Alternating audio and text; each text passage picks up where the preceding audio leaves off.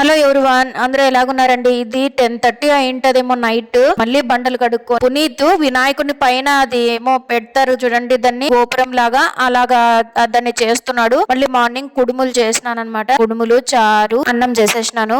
ఒక ఆడపిల్ల ఏదైనా పుట్టింటి వాళ్ళని అడిగే అంత హక్కు ఉంటది. మా స్తోమత లేదమ్మా, మేము తేలేము, ఇవ్వలేము అని అన్నప్పుడు దాన్ని అర్థం చేసుకోగలగాలి. అంతే ప్రేమతోన ప్రేమిస్తే చాలు, ఇంటికి వచ్చినప్పుడు పలకరిస్తే చాలు, ప్రేమగా ఒక ముద్ద పెడితే చాలు అని అనుకోవాలి. లేదు, నేను అడిగినది ఇవ్వలేదు కాబట్టి మీరు నాశనం అయిపోవాలని అని చెప్తే అది ఎంత మాత్రం అది ఆడపిల్ల అనిపించుకుంటుందో మీరు గ్రహించండి. కొంతమంది పుట్టింటి వాళ్ళ ప్రేమలకు పరితపిస్తుంటే, ఇంకొంతమంది పుట్టింటి ఆస్తిని కాజేసి ఇంకా మీకి మాకి సంబంధం లేదన్నట్టు కొంతమంది బతుకుతున్నారు. ఈ బతుకులా చెప్పండి. అయితే పూజ కంప్లీట్ చేసుకొని దేవుడికి వ్రత చదువుకొని అక్షింతలు నెత్తి మీద చల్లుకొని, తండ్రి ఇప్పటికన్నా దరిద్రం పోగొట్టు నాయనా అని అనేసి మీరు ఎలా సెలబ్రేట్ చేసుకున్నారో కామెంట్ సెక్షన్ లో కామెంట్ చేయండి. Thank you.